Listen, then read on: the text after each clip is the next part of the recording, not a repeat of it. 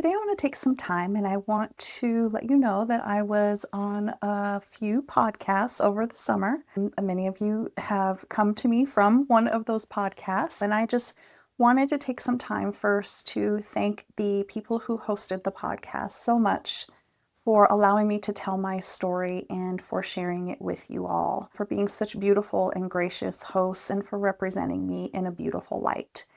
But I also want to thank all of you that reached out to me. Your messages were so supportive and so beautiful, and the readings that were booked were absolutely amazing. And I really do feel like so many people were helped with their soul readings. And so now that things have calmed down a little bit, I want to take some time and answer some questions that appeared in the comments or that people asked me when they booked a session, and just really get more into the meat of my NDE and what happened and kind of where I am now and my thoughts about it. I want to start with the most popular questions, and if you have any others, please put them down in the comments below and I'd be happy to give you more information or discuss more in detail what it is that I experienced or what I've learned from that experience. I've taken some notes, so I'm going to start first with, did I have a near-death experience? Because a lot of people were like, well, she didn't even die, so did she actually have a near-death experience? I had what's called an out-of-body experience. Now, once you're out of the body, whether caused by death or a traumatic situation, such as losing someone that you love, or you can even have an out-of-body experience intentionally if you can learn how to physically make that happen. When this happened to me, I had no idea that any of this was possible, and so I had no idea what it was. But I wanted to explain the difference. Now, whether you get there by dying or whether you get there by just coming out of the body due to something traumatic or intentionally, the experience once you're out of the body tends to have a lot of similarities, tends to have a lot of the same themes. And one of the themes that was very prominent was that there was pre-birth planning for this life. I had made a plan, I had determined what my major themes were, I had made agreements with the major players in my life about what we would do for each other in order to help us on this journey that we're on. And one of those agreements was for my son to pass away early. He did not want to stay the whole lifetime. He wanted to come, explore, live life until he was 19, and then he wanted to pass and he wanted to help me from the other side. I don't fully understand the agreements. All I know is what I was shown and then what I've learned from other people. And as part of my NDE, I was given this information by what I now understand to be my spirit guides. They were the ones to help me to get out of the deep hole of grief and sadness and pain that I was in. We plan the experiences that we want to have, such as for me to experience a very debilitating illness, to experience the loss of my youngest child, to experience losing everything after that loss and having to rebuild my life back is what I plan to experience. Those were the major themes. And then to overcome and to learn to live again and learn to thrive, maybe more than ever. That is the point, right? To remember who I truly am. Now, not everybody needs to experience an NDE for you to get to that place, and not every soul plans to experience an NDE type of event in order to wake them up. Some people are not as hard-headed as me. Some people get it by simply reading a book or watching a movie, or something happens in their life that opens them up. And it doesn't matter what that thing is. It doesn't matter whether it was an NDE or a book. It just matters that you listen to that voice, that you ask the questions. Who am I? What am I here to do? Is this really all there is to life? Those questions will lead you to the path of remembering who you are, which is the only journey that we are on in this life aside from living a human life, right? So many people have asked me, what is my purpose in life? What am I here to do? You got given a purpose. You got given what it is that you came here to do. What am I supposed to do? I don't know what that is. And what my guides have taught over and over again is, yes, we're here to explore certain things, but the purpose of our life is to live it. The purpose is to be human, is to feel the emotions, is to experience the challenges that we set up for ourselves and to overcome those, to understand that we are powerful, that we are creators, that we are able to do so many things that the world convinces us are not possible. And so I really wanted to make that clear because that is such a big question I get so often. And it's kind of anticlimactic to say you're here to live a human life, especially where in the spiritual community, so much is built around spiritual development and self improvement and inner child healing. And all of those things are important. But they're really just tools along the path for you to realize in the end that you didn't need any of it, that you were already perfect, that you were already whole. You are already the soul that you are. You're just pretending that you're not. My guides teach this so often, but I think we get so spun up on what it is that we think we should be doing. And remembering who you are is to remember that there is nothing to do. There is nothing you need to be doing but experiencing. There's nothing you are doing wrong. There is just you and the beautiful soul that you are living a life. So relax a little, enjoy yourself a little. And if you're not having a good time, if you are truly struggling in your life, I want you to also relax a little bit, but in a different way. I want you to relax into surrender. Now, this can be a triggering word for a lot of people, and I understand why it was for me for a long time. But surrender is not about giving yourself away. It is not disempowering. It is, in fact, the opposite of that. It is trusting yourself. It is trusting God, the universe, the divine, whatever you want to call it, to support you. My guides teach all the time that we are never without support, that we are never not being looked after, that we are never alone in this life. And so many of us think that we have to find something outside of us to make this life okay, to make ourselves okay. And that is just not the case. So relax into that trust. And if you can do that and you can calm your body down and you can get to a place where you can meditate, where you can connect with yourself, connect with the guidance that you have around you at all times, you'll find that you have all the tools you need to change that life. And it all sounds so easy, I know, but that really is the core of how things work. Something else that was asked was about why so much of what I saw was Christian symbolism. Why Jesus, the Holy Spirit, and God? Why was so much of it around Christianity? And I really know wholeheartedly. In fact, Jesus told me this. You're experiencing so much of this way because this is what's comfortable for you. I heard someone later say, and I think I said this in one of the podcasts, I heard someone later say that in an NDE, what you're given most is your closest representation to unconditional love that you know. And for me, that was Jesus at the time. I personally am no longer a Christian. I deconstructed a lot of what I had been taught, what I believed in, and I kind of just took Jesus out of the box that Christianity puts him in. And I know now that there is no right religion or wrong religion, only a religion that brings you closer to God. It is what you need in that moment. And if that changes, then that's okay as well. There is no Christianity is the only way, Jesus is the only way. That is not what he taught. He taught love is the only way because God is love. The divine is love. You are love.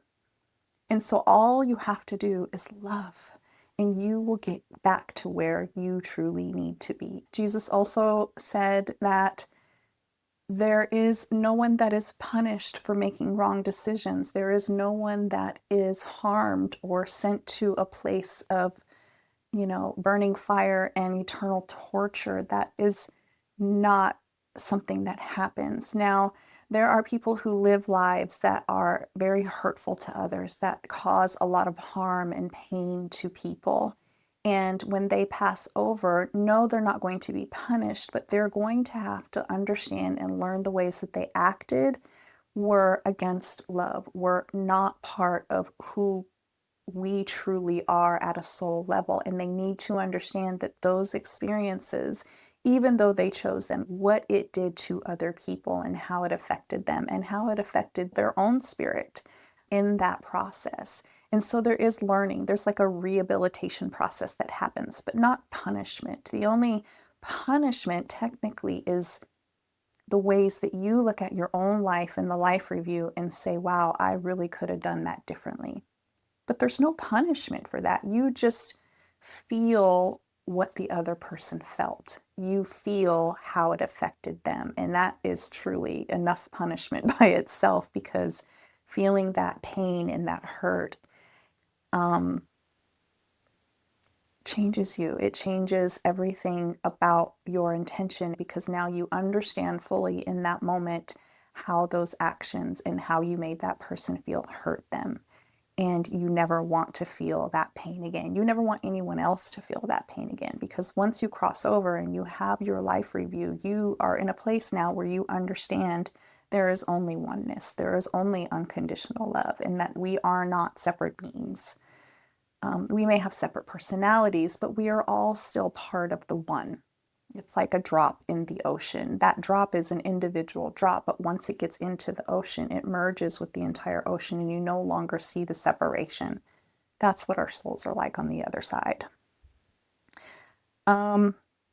Healing and illness. I talked about this a bit because I have been struggling with a chronic illness for about 15 to 20 years, and it has been very debilitating. Initially in my NDE, the angels healed my body energetically, and I was in remission for about 3 years, but then my symptoms started to come back. At first, I didn't believe that I was actually healed. I didn't understand that energetic healing was a thing, and it wasn't until I went to the doctor and was told that I was in remission that I finally believed it. And so I was so happy, and I wanted to understand more of what that was. But at the same time, when my symptoms started coming back, then I questioned everything again. Was I actually healed?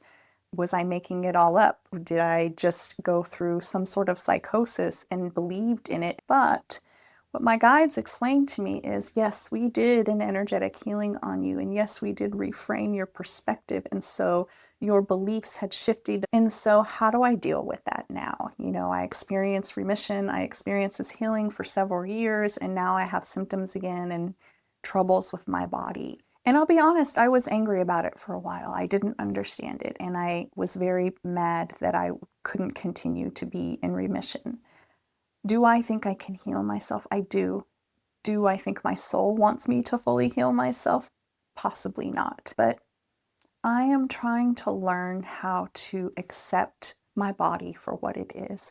There are still patterns that I fall into about hating my body for not being well. And I think that I am still working through those emotions and those feelings and that self-love.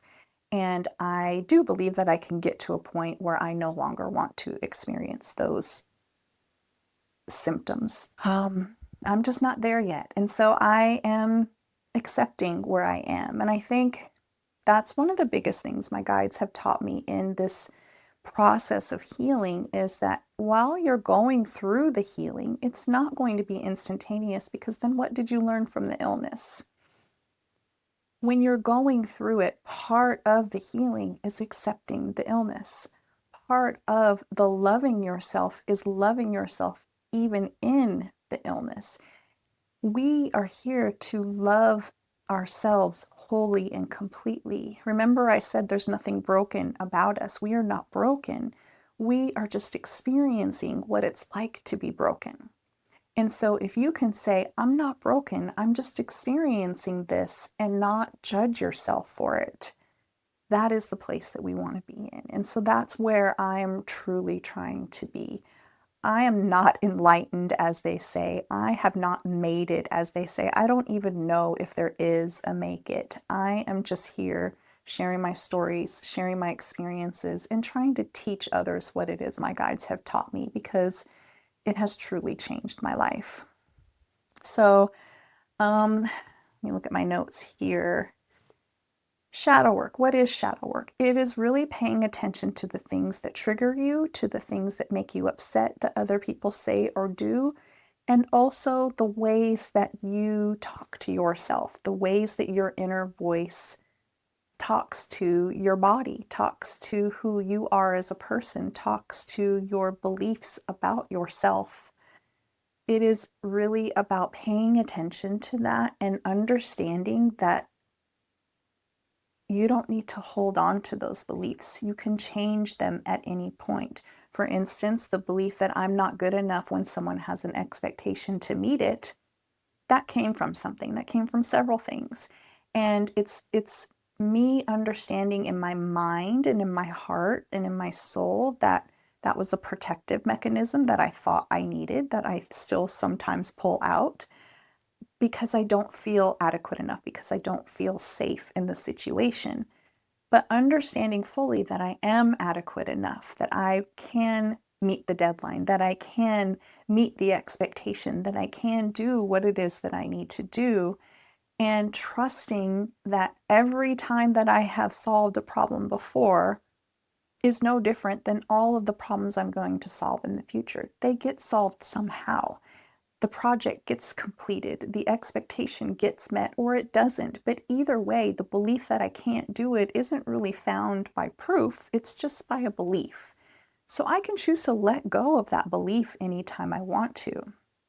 And how my guides do this in healing sessions is they will actually bring somebody to a point in their life. They'll bring up a memory or a past life or an experience that happened 35 years ago, and they'll say, look, here's what happened to you, and here's the beliefs that you formed about yourself and about other people because of that experience.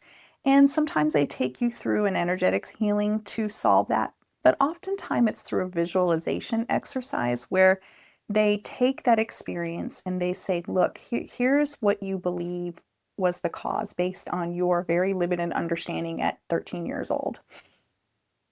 But what do you believe now? Do you still believe that that's true? And if you don't believe that that's true, then how are your behaviors going to change to reflect that? How is the voice that you use to talk to yourself going to change? How is the judgment that you put on other people going to change?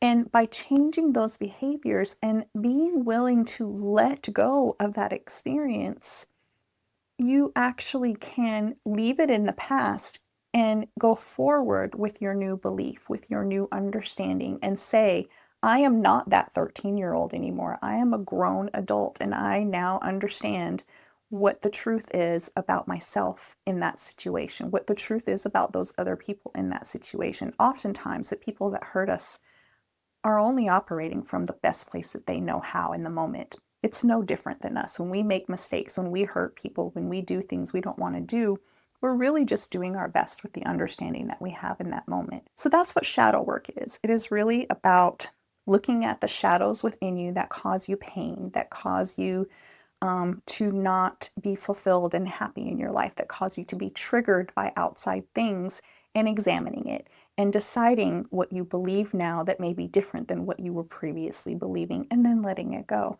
releasing that energy from your body.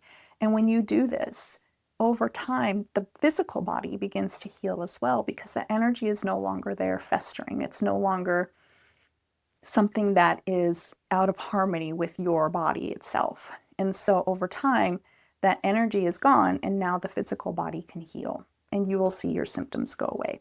There are energetic healings that you can do that will absolutely heal the energy body. If you're like me, if you don't solve those beliefs, that energy will come back into your body and recreate illness for you.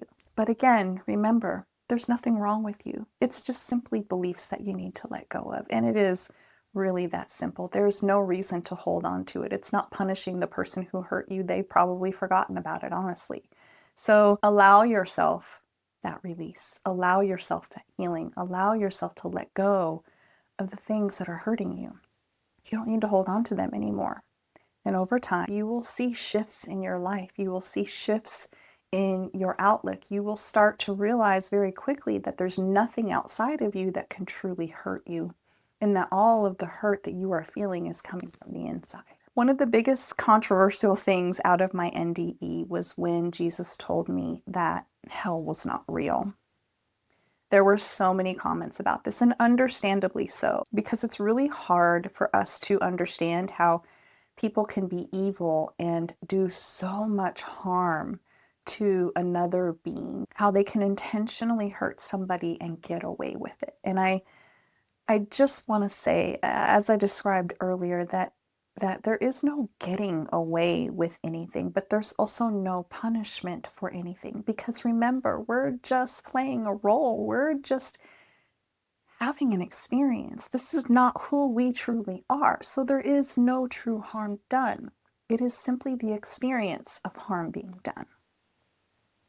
I don't understand this fully.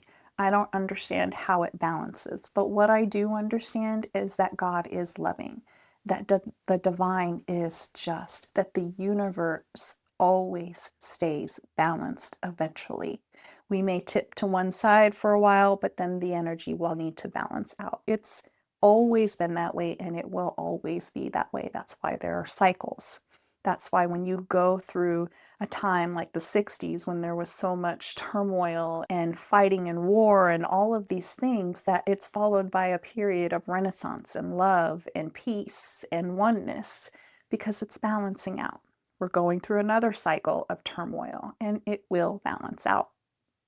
And so I just ask that you trust that you understand that God is loving, that God is just, and that there is balance, and that nobody who does harm is getting away with that harm. The second thing that was controversial was channeling. The Bible talks about mediumship being evil and that we shouldn't, practice it. And there are many reasons that the Bible says this. Some of it has to do with the timing that it was said and the practices that were being done by the people in that time. But the truth is that we all have this ability. We all are capable of channeling it. It's our natural state. It is just pulling in information from an energy field that you can then share with other people. It is just learning how to read that energy. There's nothing evil about it. I can tell you wholeheartedly that nothing I have channeled has ever been anything but love and respect and honor and helpfulness. And so anyone who says to me mediumship is evil, I just have to laugh almost, because if the person is truly a medium, if they are truly connecting with the other side, with your past loved ones, with angels, with guides, then that's the only message that will come through. There will be no message of fear. When a channeler or when a medium comes through with those messages, it's because they have a filter, right? The energy has to come through our body. And remember, we talked about the energy that gets built up that causes illness. Well, that energy is in the body when someone is channeling, when someone is doing mediumship. And so sometimes the fears that that channeler has or that medium has will come through in the channeling as a misinterpretation or something that they insert into the message in order to make them feel okay. And so that's why, mediumship and learning how to do it is really about creating a clear channel, about understanding how to interpret the messages correctly without going through your filter. So if you're listening to a channel or you're going to a medium and they're just filling you with fear and doom and calamity, I would caution you to really feel into that and make sure that that source is really what you want to be listening to. Now, I will say the universe guides us all. There is no coincidence. So if this medium is someone who you resonate with, that can also lead you to understand where you have those same fears in your body. Sometimes bad things happen to point us in a different direction, to point us to the ways that we still need to heal, to help us to understand that maybe there's something else here that we need to look at. Maybe there's some more shadow work that we need to do. And like I said, I have not arrived, nor has any other medium who is doing this. All we are trying to do is be the clearest channel of spirit that we can be. And we're not always 100%. In fact, no medium is 100%. And so what I really try to tell my clients is if I say something to you or if spirit says something to you that doesn't resonate, that doesn't feel right in your body, please ignore it. Please take everything that is given to you as guidance only. It is up to you to determine the decisions in your own life. It is up to you to take the advice that's given and use it and do something about it or completely ignore it. But in the end, mediums are only here to give you something you need to move forward in your life.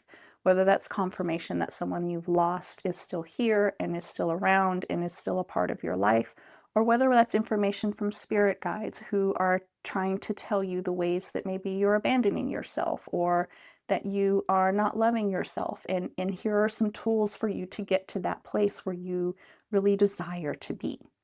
But it's up to you to take it. It's up to you to do it. It's up to you to live your life. Nothing, and I mean nothing, not Jesus, not angels, not spirit guides, not mediums, not anybody should take over your free will. And please don't take anything in that harms you, that makes you feel bad, that makes you feel less than. Please release it. Please let it go. If it's something you don't resonate with, do not take it. I don't care what they're saying. Those are kind of the biggest questions that came up. Those are the themes that kind of everybody was talking about in the comments, and I hope I answered the question that you had. If I didn't, please post it below. What am I doing now? What has happened since the podcast? Well, there was a point there where I actually got laid off from my full-time job, and I thought, oh, okay, great. Now I'm going to be able to go into Healing with Cam full-time and do readings for people full-time. And I was so excited. But it wasn't quite time yet. But I am doing Healing with Cam as well. And I really do want to focus on teaching you more here.